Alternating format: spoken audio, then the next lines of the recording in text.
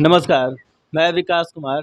आप देख रहे हैं सन भारती न्यूज़ और सन भारती न्यूज़ की टीम आपको डुमरांव नगर परिषद का ग्राउंड रिपोर्ट दिखा रही है और यहाँ की समस्याओं के बारे में यहाँ के आम जनता से मिल के ये जानने का प्रयास करें कि पिछले 5 वर्ष जो बीते हैं, उसके बाद भी आज भी धरातल पे किस तरह की समस्याएँ मौजूद हैं और इस वक़्त जो भी प्रत्याशी के रूप में सामने है कैंडिडेट, उन तमाम लोगों से मिल के उनके मैनिफेस्टो के बारे में जानने का प्रयास करें। तो अब अभी हमारे साथ मौजूद हैं वार्ड पार्षद पद के प्रत्याशी आवेक वर्धन उर्फ सुड्डू यादव के नाम से ये जाने जाते हैं।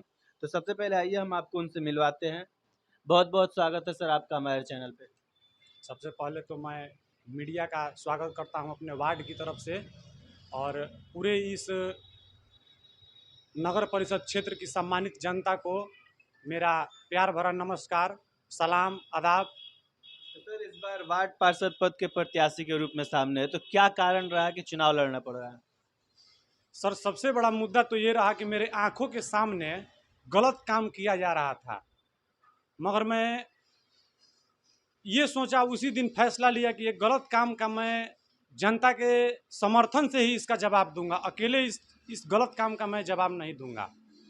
और वो दिन आज आ गया है कि जिन्होंने मेरे आंखों के सामने सरकार की सभी राशि का और गरीबों के सभी पैसों का लूटपाट किया हुआ है मिल करके, उसको मैं देखा और उसी दिन मेरे मन में ये ललक जगी कि मैं ऐसा काम अब होने नहीं दूंगा। लेकिन अकेले नहीं, पूरी जनता को साथ लेकर के इस काम का मैं गलत का जांच करवाऊंगा। लेकिन मेरे पास कुछ समर्थन रहना चाहिए जनता का।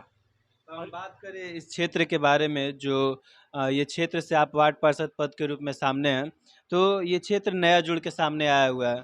तो किस तरह की समस्याएं आज भी धरातल पे मौजूद है? एक बार फिर से बोला जाए सर सवाल। धरातल पे किस तरह की समस्याएं आज भी मौजूद है जो गंभीर रूप से यहाँ की जनता उन समस्याओं से जूझ रही है? देखिए, माननीय मुख्यमंत्री जी हमारे क्षेत्र के लिए और हमारे बिहार के लिए बहुत बढ़िया बढ़िया योजना चलाए हुए हैं। इसके पहले भी हम लोग देखे थे, योजना चलाई जाती थी पर धरातल पर नहीं उतर पाती थी। मुख्यमंत्री जी चलाए हुए, जिला पदाधिकारी साहब भी चलाए हुए हैं। लेकिन हमारे वार्ड और जो हमारे छोटे छोटे पद के प्रत्याशी लोग हैं, वो मिल करके ऐसे योजना को बंदरबाट कर रहे हैं कि पूरी जनता इस चुनाव प्रक्रिया से दुखी हो जाती है। जिताती तो है बहुत मनोबल के साथ, लेकिन बाद में उन लोगों का दिल टूट जाता है।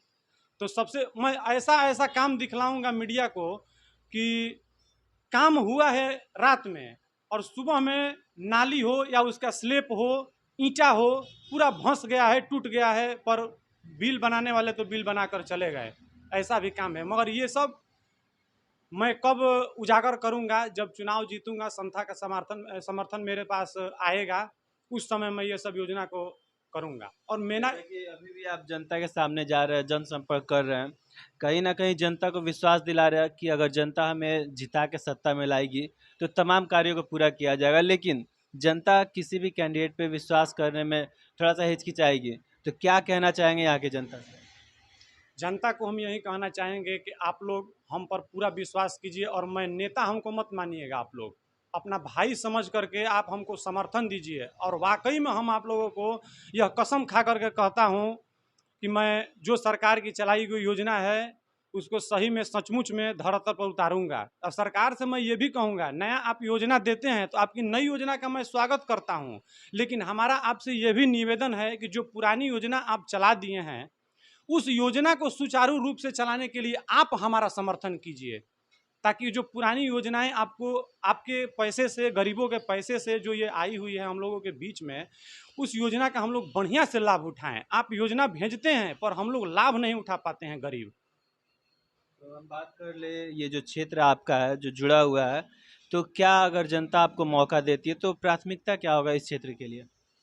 इस क्षेत्र में हमारा प्राथमिकता होगा कि जो पुरानी योजनाएं चल रही हैं उसको बहुत सुंदर से चलाएंगे, और जो नई योजनाएं आ रही हैं उसको बिना कमीशन के, बिना घूसखोरी के, हमें कोई घूसखोरी और कोई कमीशन से मतलब नहीं है, हम उसको बहुत बढ़िया से काम करवाएंगे। और काम करवाते समय मैं 20 आदमी को बुलाऊंगा और उन्हीं लोगों को मालिक बनाऊंगा। हिसाब भी सबके सामने रखूंगा और यह बताऊंगा कि ये देखिए इतना रुपया का गली का पैसा आया हुआ है और आप लोगों के सामने ये देखिए कितना खर्चा हो रहा है। और उसमें सब बीए, हमारे यहाँ बीए पास हमारे भाई हैं, चाहे और भी क्षेत्र में हमारे लड़के हैं। 2-3 आदमी हमसे वैसे जुड़े हुए हैं जो कि आईएएस का तैयारी दिल्ली में कर रहे थे और वो भी आए हुए हैं।